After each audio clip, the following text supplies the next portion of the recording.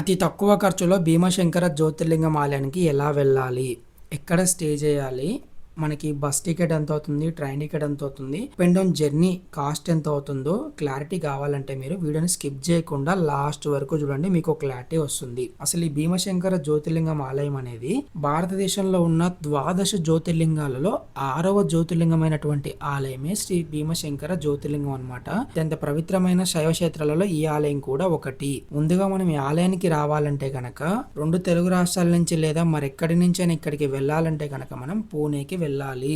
అలా పూణే నుంచి మనకి శివాజీనగర్ బస్ స్టాప్ కి రావాలన్నమాట. నా బ్యాక్గ్రౌండ్ లో ఉన్నదే మనకి బస్సు, ఆరెంజ్ కలర్ బస్సు. ఇక్కడ నుంచి మనకి డైరెక్ట్ భీమశంకర్ కి మనకి బస్సెస్ అనే అందుబాటులో ఉంటాయి. సో లోపలికి వెళ్ళి చూద్దాం ఎలా ఉంటుంది ఏందనేది.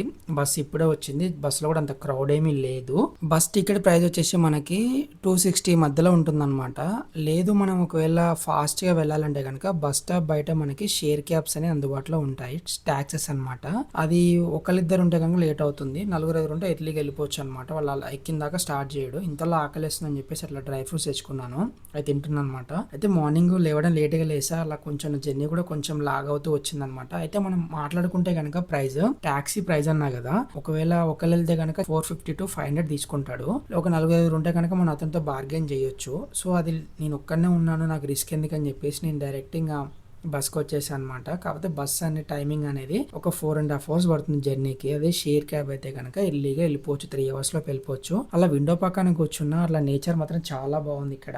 అంతా శివయ్య మహిమ అని చెప్పొచ్చు. ఎట్లా అంటే అసలు నాకు ఈ ప్లానింగ్ అనేది నా లిస్ట్ లోనే లేదు. నేను అనుకున్న ప్లేసెస్ వేరు, నేను వెళ్దాం అనుకున్న రూట్ వేరు అనమాట. ఎందుకు వెళ్ళాలనేది నాకు లాస్ట్ వరకు అర్థం కాలేదు. అసలు నా రూట్ లోనే లేదనమాట, ఇక్కడికి వెళ్ళాలన్న ఆలోచన లేదు. బట్ అంతా శివుడి మహిమ అని చెప్పొచ్చు అనమాట. ఇంతలో మనకి సగం దూరం వచ్చేసాము. కిటికీలో చూస్తుంటే కనుక వర్షం పడుతుంది, మొత్తం వల్ల పొగ మంచు చాలా బాగుందన్నమాట. వెదర్ మాత్రం అసలు మాటలో చెప్పలేము, అంత బాగుంది. ఈ ఆలయం మొత్తం కూడా మనకి ఎట్లా అంటే సహ్యాద్రి పర్వత శ్రేణుల మధ్యలో ఉంటుందన్నమాట. అందువల్ల మనకి ఇక్కడ నేచర్ అనేది కూడా చాలా బాగుంటుంది. ఇలా ఇంతల్లోనే మనకు 10 నిమిషాలు అయితే మనకి ఆలయం దగ్గరకు వచ్చేస్తాం అనమాట. ఓర్ దేవుడా, వాము ఈ లైన్ చూసారా, మనకి చాలా కింద నుంచి కొండ కింద నుంచి లైన్ అనేది ఉందన్నమాట. అరౌండ్ ఒక 3 km కన్నా ఎక్కువ ఉండొచ్చు లైన్ అనేది. చాలా క్రౌడ్ ఉంది. నేను వెళ్ళడం కూడా ఆదివారం రోజు వెళ్ళాను నేను ఇక్కడికి, అందువల్ల లైన్ అనేది ఎక్కువ ఉండొచ్చేమో. సో నార్మల్ డేస్ లో క్రౌడ్ అనేది చాలా తక్కువ ఉంటుందేమో. అసలు నాకేం అర్థం కావట్లేదు, నేను ప్లానింగ్ లో లేదు. ఇంకోటి దర్శించుకో తర్వాత మనం ఎట్లా వెళ్ళాలి, ఎక్కడి నుంచి వెళ్ళాలి అనేది ఏం అర్థం కావట్లేదు. ఇప్పుడు నేను లాస్ట్ లో ఉండాలి అని అనుకుంటే నాకు అంతసేపు నిలబడే ఓపిక అయితే లేదు నాకు. మనం పైన బస్ స్టాప్ కాడికి వచ్చేసాము. ఇది మనకి ఇక్కడ బస్ స్టాప్ అనమాట. ఇంకొక విషయం ఏంటంటే మీరు ఓన్ వెహికల్ లో వచ్చినా గానీ కొండ కింద పార్కింగ్ చేసి ఒక 5 kilometers మనం గవర్నమెంట్ బస్ లోనే రావాలి. బస్ లోనే తీసుకెళ్తారు, బస్ లోనే కింద డ్రాప్ చేస్తారు అనమాట. మనకి పైకి అయితే వెహికల్స్ అలౌ చేయరు.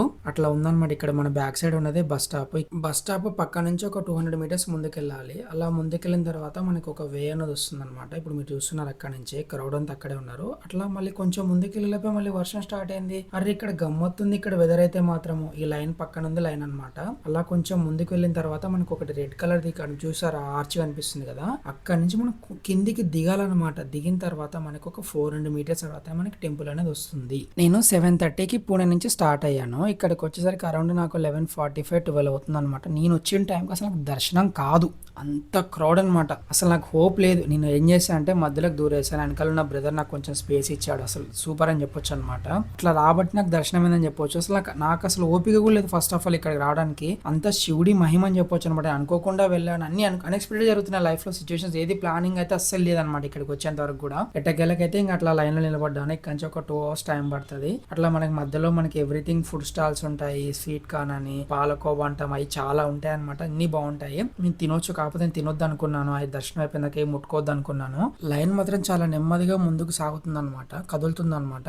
చాలా మంది అంటారు కదా శివుడే రప్పించుకుంటాడు అంటారు కదా, 100% నిజమని చెప్పొచ్చు. ఎట్లా అంటే మనం ఏదో ప్లాన్ చేసుకున్నాం కానీ ఏది కాలేదు నాకు. ఈ ట్రిప్ లో నాకు ఈ గుడికి వెళ్ళాలన్న ఆలోచన లేకుండా ఇక్కడికి వెళ్ళాను అనమాట. అది శివుడి దయ కాకపోతే ఇంకేమంటారు చెప్పండి. ఇంకొకటి ఏంటంటే శివుడి ఆకలేని చీమైన కథలు అంటారు కదా, ఆ శివయ్యనే రప్పించుకున్నాడని చెప్పొచ్చు అనమాట. ఎట్టకేళ్ళకైతే మనకి గుడి లోపలికి వచ్చేసాము, దర్శనం అయిపోయింది. మీరు చూస్తున్నదే గుడి అనమాట. గుడి లోపలికి మొబైల్ అలౌ చేయరు. గుడి లోపల కూడా 2-3 నిమిషాల కన్నా ఎక్కువసేపు ఉండనివ్వరు. ఎవరైనా ఇక్కడికి ఫ్యామిలీతో వెళ్ళాలనుకుంటే గనక వీకెండ్స్ లో మాత్రం కొంచెం ఆలోచించుకొని వెళ్ళండి అనమాట. ఎందుకంటే పిల్లలతో పెద్దవాళ్ళతో వెళ్తే చాలా లైన్ చాలా పెద్దగా ఉంటుంది, చాలా ఇబ్బంది పడతారు అనమాట. వర్షం వస్తుంది. వర్షాకాలంలో మాత్రం రెయిన్ కోట్ లాంటివి మాత్రం తప్పనిసరిగా మీరు క్యారీ చేయాల్సిందే. ఇంకొక విషయం ఏంటంటే మనకి ఇక్కడ ఇక్కడికి తొందరగా రావడానికి ట్రై చేయండి మీరు. అంటే 9 రావడానికి ట్రై చేయండి. దర్శనం తొందరగా అయిపోతుంది. తొందరగా రిటర్న్ అయిపోవచ్చు అనమాట.